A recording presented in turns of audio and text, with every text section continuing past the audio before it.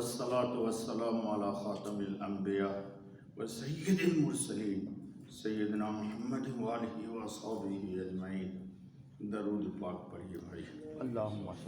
اللہم صلی علی سیدنا محمد وعلی آل سیدنا محمد صلاة تنجینا بها من جمیع الاحوال والآفات وتقضی لنا بها جمیع الحاجات وتطہرنا بها من جمیع السیئات وترفعنا بها عندك أعلى الدرجات وتبلغنا بها أقصى الغايات من جميع الخيرات في الحياة وبعد الممات إنك على كل شيء قدير. دوستو، آج کا جو خطبہ ہے وہ بہت ہی اس معنی کر کے اہم ترین ہے کہ ہم میں سے ہر شخص بغیر کسی تمہید کے وقت کم رہتا ہے. ہر شخص چاہتا ہے کہ اللہ رب العزت کی جناب میں جب انسان پہنچے تو اللہ ماضی کی اس کی کسی بھی غلطیوں پر اس کی گرفت نہ کرے اور وہ معاف کر دیا جائے، اور اللہ کے عذاب سے، اللہ کے عقاب سے، اللہ کے غضب سے، اللہ کے سزا سے، اللہ کے سزا کی جگہ سے اس کو نجات مل جائے. یہی نا بھائی امید ہے سب لوگوں کی. ہم میں سے ہر شخص یہی چاہتا ہے. میں تو اپنے لیے یہی چاہتا ہوں کہ اللہ تعالی ہم سب کو معاف کر دے. جی، بخاری شریف میں روایت ہے بہت سہولت. اللہ کسی سے اگر پوچھ لیں گے یہ کام تو نے کیوں کیا، بس خلاص، اب اس کے بعد اس کی بختی بند ہو جائے گی. یہاں تو ہر آدمی کہتے تھے نا مجھ سے یہ بات پرابلم تھا، یہ تھا، یہ تھا، یہ تھا. وہاں نہیں، وہاں تو اس پہ تالا لگا دیا جائے گا. یہ بول ہی نہیں سکتا. الیوم نختم علی افواہہم. یہ بہت گڑ گڑ گڑ گڑ گڑ گڑ گڑ بولتی رہتی، اس پر تالا ہی لگا دیا جائے گا. تو اللہ تعالی ہم سب کے ساتھ عفو و کرم کا معاملہ فرمائے. آمین آمین. اس سلسلے میں مجھے ایک حدیث یاد آ گئی، ایک واقعہ وہ سناتا ہوں آپ کو. حدیث کے اندر ہے کہ ایک شخص رب العزت کی جناب میں قیامت کے دن ایک شخص کو پکڑ کے لائے گا اور کہے گا یا اللہ میرا اس سے حق دلوائیے، اس نے میرا حق دبایا ہوا ہے، بہت ظلم زیادتی کی اس نے. بہرحال قضیہ اللہ کے پاس آئے گا. جب وہ لے کے اس کو آ رہا ہوگا، یہ گفتگو رب العزت سے وہ ہو ہی رہی ہوگی کہ اچانک اس کی نگاہ اٹھے گی تو دیکھے گا بہت خوبصورت جنت میں ایک محل ہے. تو بس وہ آدمی اس کے حسن و جمال اور اس کی زیب و زینت کو دیکھ کر کے حیران ہو جائے گا.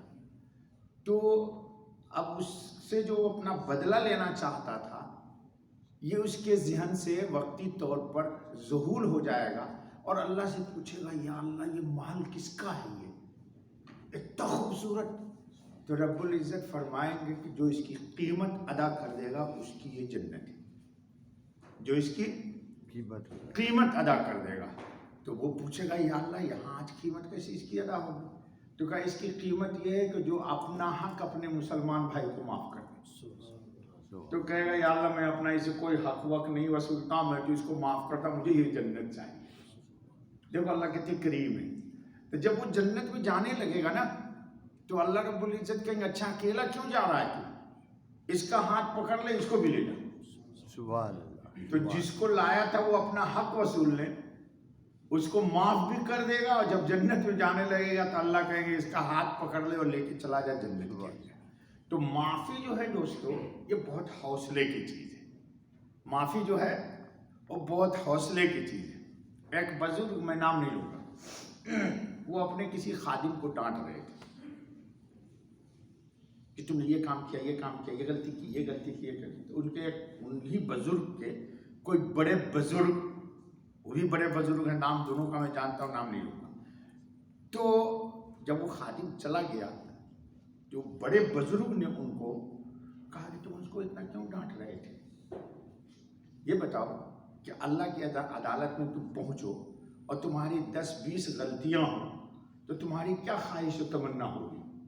تو کہا انہوں نے کہ میری تمنا ہوگی اللہ سب معاف کر دے. تو کہا تم اپنے لیے اللہ سے سب غلطیوں کی معافی کی امید رکھتے ہو تو تم اپنے ماتحت کو، نوکر کو معاف کرنے کا جذبہ کیوں نہیں رکھتے ہو؟ یہاں معاف کرو گے وہاں معافی. بھلائی کرو گے تم اہل زمیں پر، خدا مہرباں ہوگا. عرش یہ میں سنتا تھا بچپن میں، یہ واقعہ میں پڑھا. دونوں بزرگ کا نام جانتا ہوں لیکن میں مجمع میں مناسب نہیں لینا جی. تو معاف کرنے کا جذبہ رکھنا اس نیت سے کہ میں معاف کر رہا ہوں تاکہ اللہ قیامت میں مجھے معاف کر دے. ہم میں سے کون ایسا ہے کہ جس کے پاس، جس کے دامن میں داغ نہ ہو؟ فارسی کا ایک مقولہ ہے، در جہاں گناہ نہ کرد چیست بگو. دنیا میں جس نے گناہ نہ کیا اس کو پکڑ کے لیتے ہیں. انبیاء کو چھوڑ دو، وہ ہمارے کلام سے آگے کی چیزیں ہیں. وہ کہ دنیا میں جس کے داغ نہ ہو دامن میں گناہ کا، اس کو ایک کو پکڑ کے لے کے آ دو.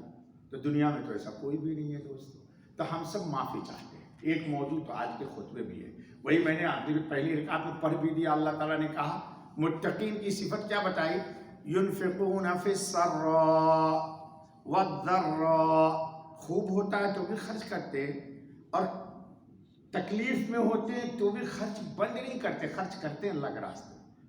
ينفقون فی السراء والضراء والکاظمین الغیظ.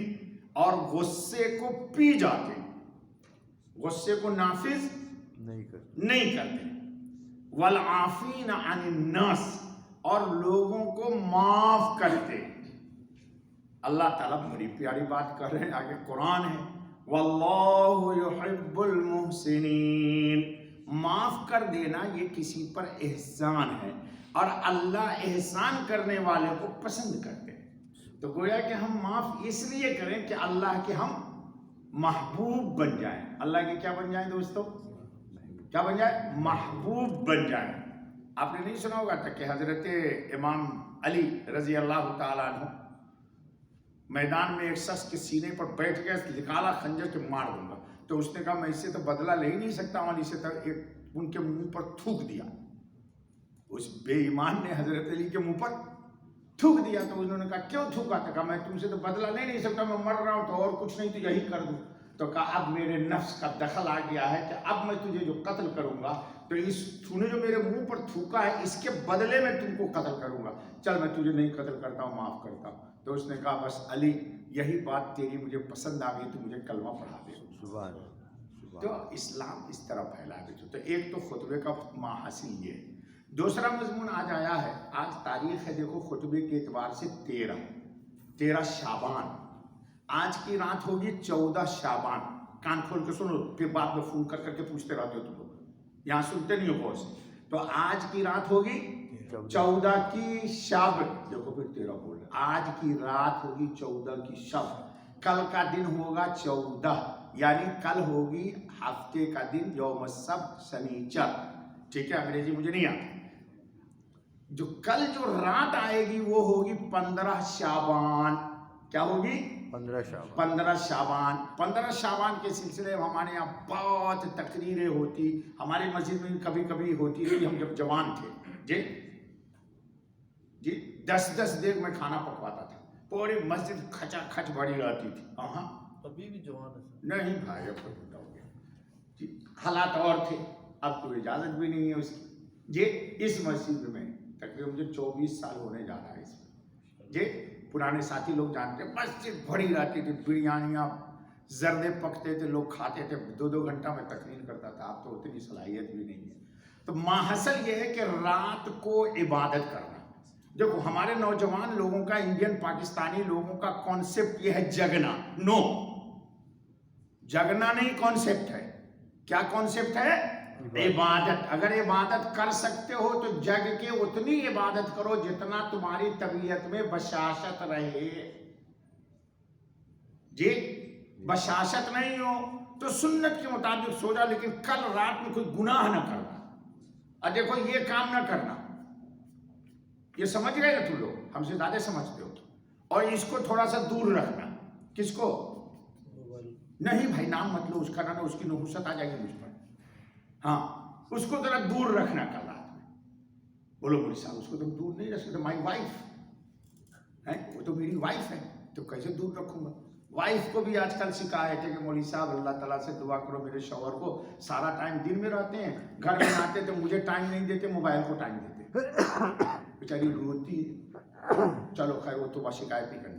تو آج کے خطبے میں آ گیا کہ اللہ رب العزت 15 شعبان کی شب میں ہر مومن مسلمان کی مغفرت کر دیتے. دیکھو ان اللہ لا یطلع فی لیلۃ نصف من شعبان، اللہ تعالیٰ جھانکتے ہیں دیکھتے ہیں اہل ایمان کو، اور فیغفر لجمیع خلقہ، ہر مخلوق کے بندے کو معاف کر دیتے. خلقہ کا لفظ آیا، مگر الا لمشرک، مگر مشرک کی اس رات میں مغفرت نہیں، مشرک کی معافی نہیں. ایک او مشاہد، یا وہ آدمی جو چگلی چپاتی کرتا ہے، اس کو اس سے لڑا دیا، اس کو اس سے لڑا دیا. ارے پتہ ہے تم کو ندیم کیا، وہ تو تمہاری بڑی شکایت کر رہا تھا یار، اور اس کے پاس گئے تو آپ کو پتہ ہے وہ تو تمہاری بڑی شکایت، اس کی اس کو لگا دیا، اس کی اس کو لگا دیا. توبہ اللہ توبہ اللہ توبہ اللہ توبہ. یہ بہت خراب بیماری ہے. تو ایک کو دوسرے سے جدا کر دیا. ان دو آدمی کی مغفرت نہیں ہوتی. دیکھو میں ایک کوٹ بتا دیتا ہوں. اس رات میں بعض بزرگوں کا کہنا ہے کہ تقدیر تو لکھی ہوئی ہے، سال بھر کے اعمال جو اللہ کے علم میں تقدیر میں ہیں اس کا اس رات میں ظہور ہوتا، اور لیلۃ القدر جو رات آتی ہے اس رات میں فرشتوں کے سپرد ہوتا. ایک واقعہ سناتا ہوں تم، کیونکہ میں اللہ والوں پر بہت بھروسہ کرتا ہوں. میری نیت بھی ہے کہ اللہ مجھے صالحین کے ساتھ قیامت میں اٹھائے. آمین اللہم آمین. ہمارے بزرگوں میں مجدد الفسانی سید احمد سرہندی جی، میرا اپنا ذاتی ذوق کہو یا عقیدت کہو، یا تو میں نے تجلی دیکھی مدینہ میں بہت اولیاء کرام کے ہند و پاک کی درگاہوں پر قبروں پہ جا کے فاتحہ پڑھا. لاہور گیا، سارے اولیاء کی قبر پر میں نے فاتحہ پڑھی. ہندوستان میں بھی سارے جو بزرگان دین ہیں سب کی قبروں کو جا کے فاتحہ پڑھا. میں پکا دیوبندی ہوں لیکن اپنے عقیدے کے تحت. لیکن مدینے کے بعد کہیں کوئی تجلی مجھے نظر آئی تو وہ مجدد الفسانی سید احمد سرہندی کے قبر پر. میرا اپنا ذوق ہے، ہو سکتا ہے کسی کو نہ، میرا اپنا مشاہدہ ہے. جیسے حضرت کی طرف پڑھے اللہ اکبر، نور ہی نور ہے وہاں. چونکہ مجدد الفسانی بڑے اونچے درجے کے اولیاء کرام، اونچے درجے کے. 15 شعبان کی رات تھی، مختصر سناتا ہوں. تو حضرت گھر تشریف لائے اپنی اہلیہ کے پاس. کہا اس شخص کا آج کیا حال ہوگا کہ جس کو آج اللہ تعالیٰ نے اطلاع دے دی کہ اس کے دن اتنے مہینے اتنے دن رہ گئے ہیں، اور فلاں مہینے کی فلاں دن فلاں تاریخ کو اس کی قضاء و قدر کے تحت موت ہو جائے گی. تو بیوی نے سمجھا حضرت پر مکاشفہ ہوا ہوگا کسی کا. حضرت نے اپنی ہی کہانی بیوی کو بتائی جی. چنانچہ اسی مکاشفے کے تحت یا اللہ نے ان پر جو ظاہر کیا تھا وہ وقت عزا آیا. فجر کی نماز کے بعد حضرت کا دنیا سے وصال ہو گیا. تو یہ مکاشفہ بتلاتا ہے، یہ کسی کے لیے حجت نہیں ہے دوستو، لڑنے بحثنے کا میرا موقف نہیں. تو 15 کی شعبان کی رات ایک دعا ضرور مانگنا، اور سکھا دیتا ہوں. میں مر جاؤں گا تو کوئی نہیں سکھاتا، لوگ لمبی باتیں تقریریں تو بہت کرتے. اللہ تعالیٰ سے ایک بات کہنا دعا میں کل رات، یاد رہے گی کیا؟ اس سے ہاتھ لگاؤ گے، اس کو مغرب کے بعد آف کر دینا. بھائی یہ تمہارے عافیت کے لیے یا پریشانی کے لیے؟ بولو پریشانی کے لیے. تب ٹھیک ہے تو ہاتھ لگا لینا. کہتا پریشانی کے لیے، ہر آدمی پریشان ہے. ارے بھائی سوال یہ کرتے میں کہاں لایا ہوں موبائل؟ کل میں نے 24 گھنٹہ ہاتھ نہیں لگایا موبائل. بھائی وہ میری عافیت کے لیے یا میری مصیبت کے لیے؟ آپ لوگوں نے اس کو مصیبت بنایا ہوا ہے. وہ پھر سے مسجد سے بھاگ جا لے. سوال یہ پیدا ہوتا ہے کوئی الہام قلب پر کیوں نہیں ہو رہا ہے؟ اس لیے کہ موبائل میں الہام آ رہا ہے. بس فوراً باہر نکل گیا، ایک میسج آیا اور گئے، اللہ کے گھر سے تعلق ٹوٹ گیا. تو کل اگر میری مانتے ہو تو، نہیں مانو تو آپ کو اختیار ہے. وہ ایسا کرو کہ میں سب لوگوں کو، آپ لوگوں کو کہتا ہوں، آپ اپنے بیٹوں کو وصیت کر دو کہ ایک آئی فون اچھا لیٹسٹ، جب میں مر جاؤں تو ایک وہ آتا ہے نا اس کے ساتھ ایک چارجر، اس کو کیا بولتے ہیں جی؟ ارے جس سے موبائل کو چارج کرتے ہیں، آنا ہے آج کل پاور بینک کے ساتھ ایک آئی فون ہمارے قبر میں رکھ دینا. تاکہ ہم تم کو انفارمیشن کریں گے. اتنی پٹائی کریں گے نا فرشتے کہ تمہاری ماں کا دودھ نکل جائے گا ایک ہی ڈنڈے میں. لڑکوں کو دیکھتا ہوں آج کل 2 موبائل لے کے آتے ہیں مسجد میں، اور 2 موبائل میں 4 سیم. اب وہ بے چین نہیں رہے گا تو سکون اس کو کہاں سے ملے گا؟ اللہ کے ذکر کرنے کا اس کو ٹائم ہی نہیں ملے گا. خیر تو استغفر اللہ لا حول ولا قوت الا باللہ. تو کل رات میں ایک دعا مانگنا ہے، میں بھی مانگوں گا. اے اللہ تو کاتب تقدیر ہے. غور سے سن لے جلدی ہے.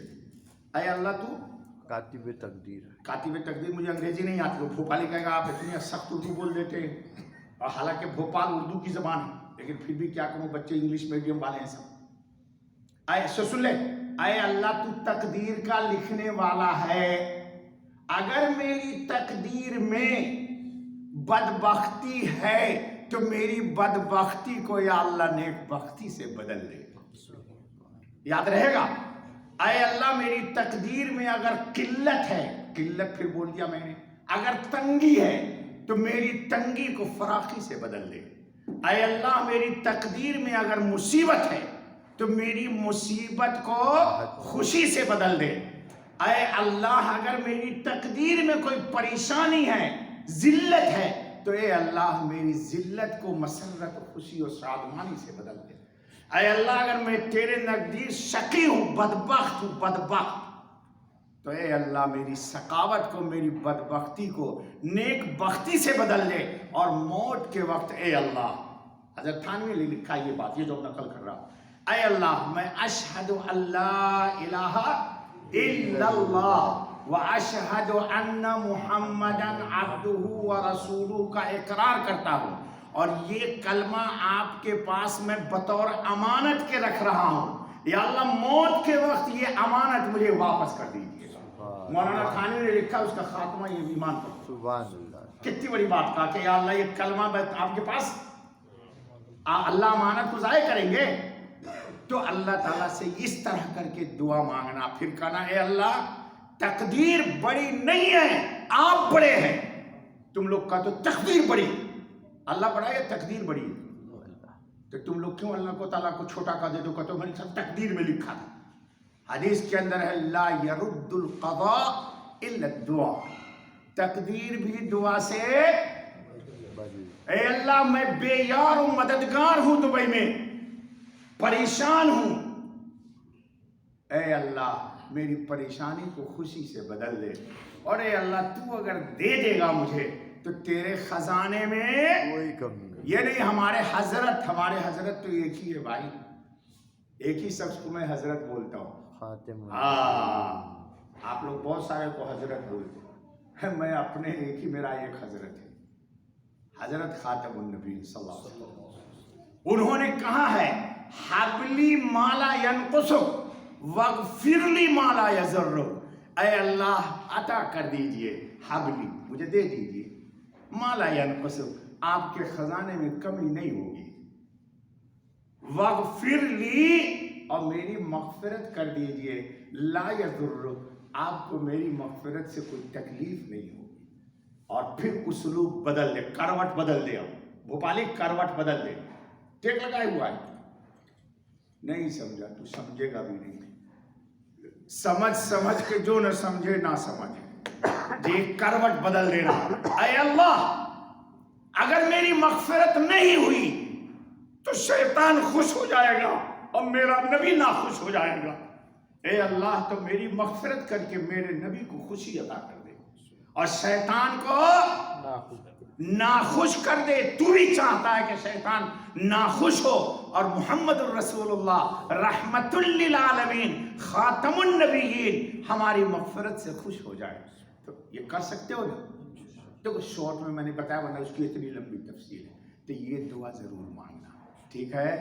یہ دعا. اور اس رات میں تھوڑا سا قرآن پڑھنا، سب عمل تھوڑا تھوڑا ہونا چاہیے. تھوڑا سا درود پڑھنا، تھوڑا سا تیسرا کلمہ پڑھنا، تھوڑی سی نماز پڑھنا، تھوڑی مناجات کرنا، دعا مانگنا، ٹھیک ہے؟ اور دعا مانگنے سے پہلے کہنا بسم اللہ الرحمن الرحیم الحمدللہ رب العالمین. یہ یاد ہے تم کو؟ تیسرا کلمہ پڑھنا لا سبحان اللہ والحمدللہ ولا الہ الا اللہ واللہ اکبر. پھر استغفار پڑھنا، اور پھر جو دعا مانگو گے تمہاری دعا قبول ہے انشاءاللہ، تو کرو گے نا۔ اور آخری بات، حدیث میں ہے ابن ماجہ میں روایت، قوموا لیلہا، رات میں عبادت کرو، وصوموا نہارہا، ہو سکے تو اتوار کے دن کا، اگر کوئی عذر نہیں ہے، بیماری نہیں ہے، ازاری نہیں ہے، رکھ سکتے ہو تو روزہ رکھ لینا، ٹھیک ہے۔ چلو بس کرو، سبحان اللہ بحمدہ، سبحان اللہ العظیم، سبحانک اللہم وبحمدک، اشہد ان لا الہ الا انت، استغفرک و اتوب الیک۔